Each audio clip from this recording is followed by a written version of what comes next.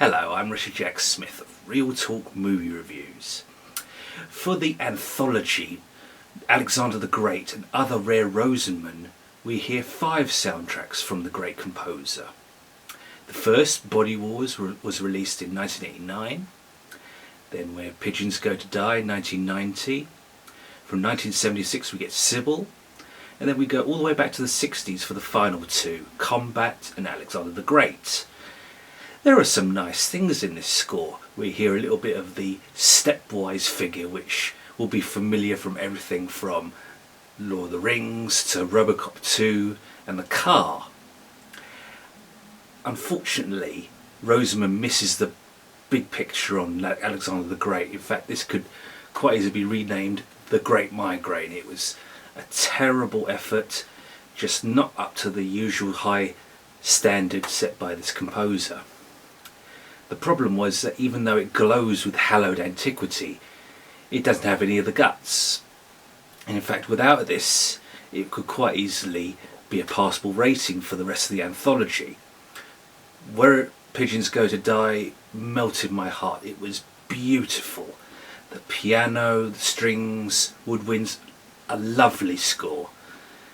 Elsewhere, we get some of the familiar trademarks which he's known for, the brass. It's kind of a mixed bag, in the sense that like for Sybil, rather than keeping things tender all the time, he goes a little bit on the eerie side, which can be a double-edged sword depending on how you feel about that. I think without Alexander the Great and Combat, which are the least satisfactory inclusions on this disc, this would be a fantastic anthology with just the 3 that start off. Shorter, yes, but far more satisfactory in the long run. So what to make of Alexander the Great and Other Rare Rosenman as a final rating, a recommendation? Well, you can't go too far wrong with the music for Sybil, Where Pigeons Go to Die, and Body Wars.